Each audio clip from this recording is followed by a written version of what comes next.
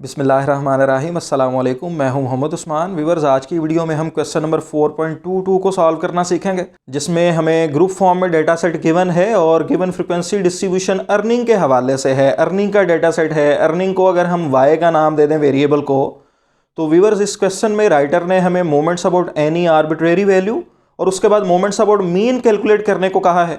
आइए सबसे पहले इस क्वेश्चन की स्टेटमेंट को पढ़ते हैं और उसके बाद इसको सॉल्व करते हैं।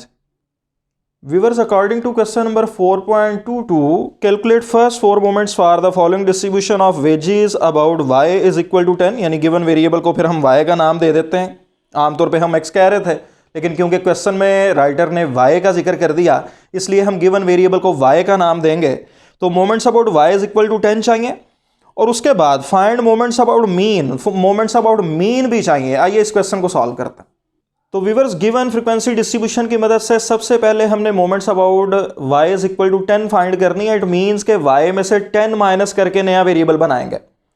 किसी भी एनी आर्बिट्रेरी वैल्यू से जब मोमेंट्स फाइंड करनी हो तो जिस वैल्यू के अबाउट मोमेंट चाहिए, इसका मतलब है उसको y में से, या गिवन वेरिएबल अगर x है उसमें से माइनस करेंगे। तो लिहाजा y में से हमने 10 माइनस करना है, क्योंकि moments about y is equal to 10 चाहिए।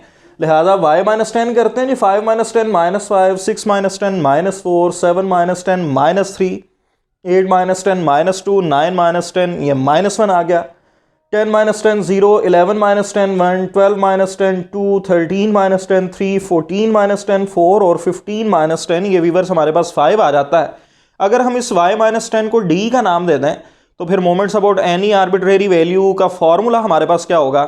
हमने मोमेंट्स के टॉपिक में ये पढ़ा था कि मोमेंट्स अबाउट अगर ज़ीरो हो, यानी मोमेंट्स अबाउट ओरिजिन, तो अगर गिवन वेरिएबल का नाम y है तो फिर एम आर प्राइम किसके बराबर होगी, सुमेशन y की पावर r ओवर n के। और अगर moments about any arbitrary values चाहिए और जो एनी आर्बिट्रेरी वैल्यूज़ की मदद से मोमेंट्स फाइंड करने के लिए हमने नया वेरिएबल बनाया होगा, अगर उसको d का नाम दे दें तो फिर moments about any arbitrary values का फॉर्मूला हमने पढ़ा कि एम आर प्राइम बराबर होगा सुमेशन d की पावर r ओवर n। क्योंकि ये ग्रुप फॉर्म में डेटा सेट गिवन है, इसलिए हमारे पास एम आर प्राइम यानी moments about any arbitrary values ये बराबर होंगी सुमेशन एफ इंटू डी की power R over summation F. ये फॉर्मूला भी हम पहले पढ़ चुके कि ग्रुप फॉर्म में अगर हमारे पास डेटा सेट गिवन है और moments about any arbitrary values चाहिए, उसके लिए एनी आर्बिट्रेरी वैल्यूज की मदद से हमने जब डेविएशन का कॉलम बना लेंगे, अगर गिवन वेरिएबल y है तो y minus any arbitrary value, अगर x है तो x minus any arbitrary value, ये जो डेविएशन का कॉलम आएगा उसको हम आसानी के लिए d का नाम दे देते हैं, ताकि हमारे पास जो एक्सप्रेशन है फार्मूले का वो भी ज़रा ज़्यादा सिंपल फॉर्म में हासिल हो जाए। यहाँ पे फिर हमारे पास फार्मूला होगा M R prime is equal to summation F into D की power R over summation F. तो आइए इसको सॉल्व करते हैं। सबसे पहले व्यूअर्स, हमारे पास first moment about any arbitrary value का फार्मूला होगा M one prime is equal to summation F into D over summation F, यानी हमें एफ डी का सम चाहिए। इसी तरह second moment about any arbitrary value के लिए एम टू डैश ये बराबर होगा summation F into D square over summation F, यानी एफ डी स्क्वायर का कॉलम करके उसका सम करेंगे। थर्ड मोमेंट के लिए एम थ्री प्राइम बराबर होगी सुमेशन एफ डी का cube over summation F, just D का क्यूब है, एफ इंटू डी का cube over summation F. M four prime बराबर होगी सुमेशन एफ इंटू डी की पावर 4 ओवर सुमेशन एफ। अब यहाँ पे हमें ये 4 कॉलम्स रिक्वायर है, एफ डी का सम चाहिए, इसलिए एफ डी का कॉलम बनाएंगे, फिर एफ इंटू डी स्क्वायर का कॉलम बनाएंगे, एफ इंटू डी क्यूब का, और फिर एफ इंटू डी की पावर 4 का कॉलम बनाएंगे।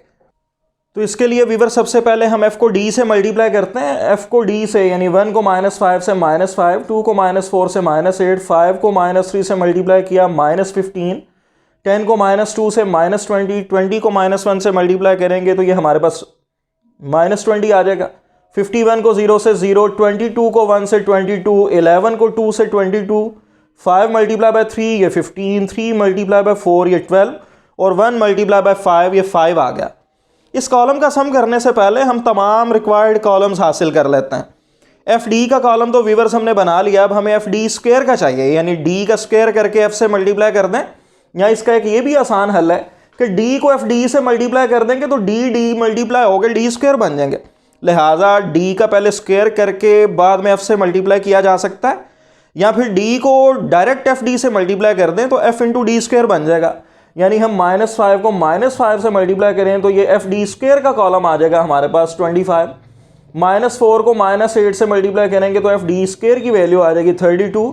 -3 को -15 से मल्टीप्लाई किया ये 45, -2 को -20 से ये हमारे पास 40 आ जाता है, -1 मल्टीप्लाई बाय -20 ये पॉजिटिव में 20, 0 मल्टीप्लाई बाय 0 0, 1 मल्टीप्लाई बाय 22 ये 22, 2 मल्टीप्लाई बाय 22 ये 44, 3 मल्टीप्लाई बाय 15 ये 45, 4 मल्टीप्लाई बाय 12 ये 48 और 5 मल्टीप्लाई बाय 5 ये 25।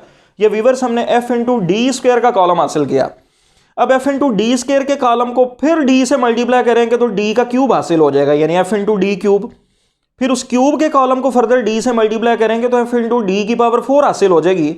लिहाजा अब हमने यहाँ पे क्या करना है, एफ डी स्क्वायर के बाद एफ डी स्क्वायर को फर्दर d से मल्टीप्लाई करते हैं जी। 25 को मल्टीप्लाई करेंगे -5 से तो ये -125, 32 को मल्टीप्लाई करेंगे -4 से ये -128, 45 को मल्टीप्लाई किया -3 से तो ये -135, 40 मल्टीप्लाई बाय -2 तो ये हमारे पास -80, 20 मल्टीप्लाई बाय -1 ये -20, 0 मल्टीप्लाई बाय 0 0, 22 को 1 से मल्टीप्लाई किया तो 22, 44 को 2 से मल्टीप्लाई करेंगे 88, 45 को मल्टीप्लाई बाय 3 किया तो 135, 48 मल्टीप्लाई बाय 4 192 और 25 मल्टीप्लाई बाय 5 ये 125।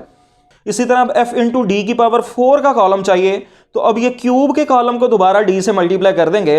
तो f इंटू डी क्यूब को जब हम मल्टीप्लाई करेंगे d से तो ये f इंटू डी की पावर 4 हासिल हो जाएगी।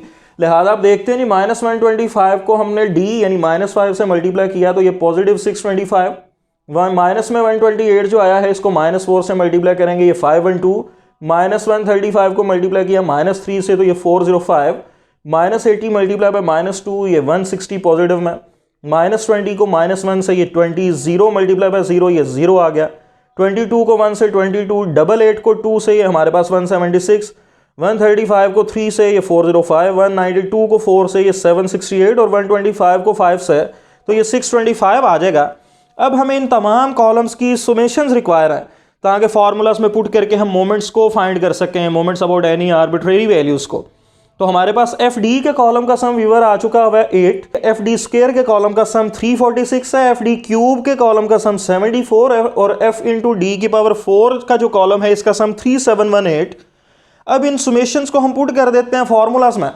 अब हमारे पास जो first moment about any arbitrary value का फार्मूला था summation F into D over summation F D, क्योंकि हमारे पास 8 आ चुकी हुई है और इसको सुमेशन एफ यानी 131 पे डिवाइड करेंगे तो हमारे पास ये 0.061 m2 प्राइम यानी second moment about any arbitrary value का जो हमने फार्मूला लिखा summation F into D square over summation F.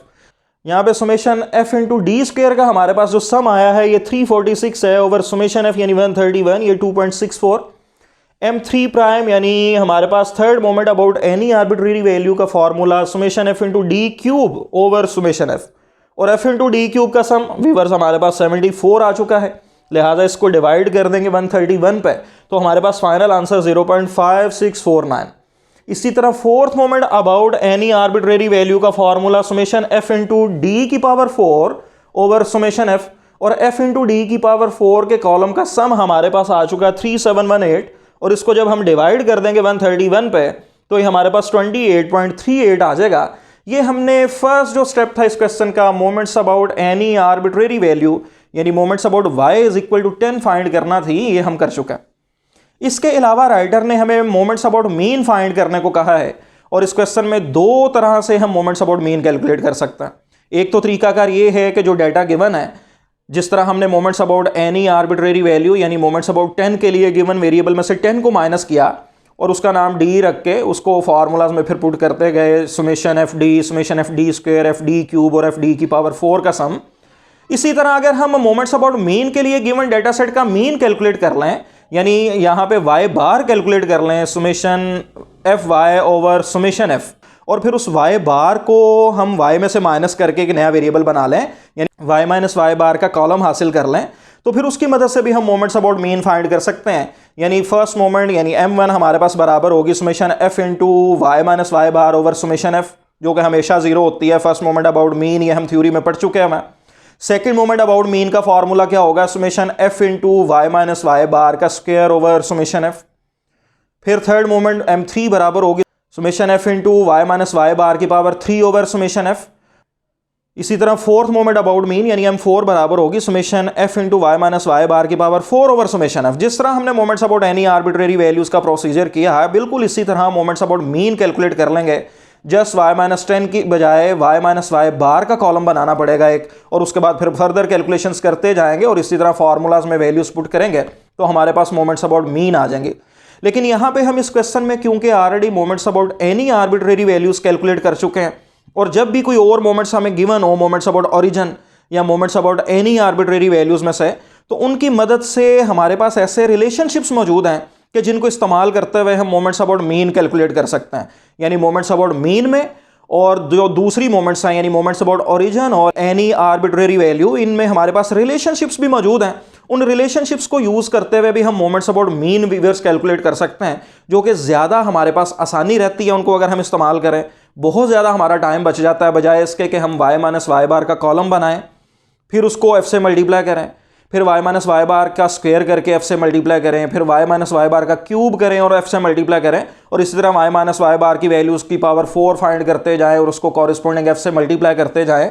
इस पर बहुत ज़्यादा हमारा टाइम जो है वो कंज्यूम होगा।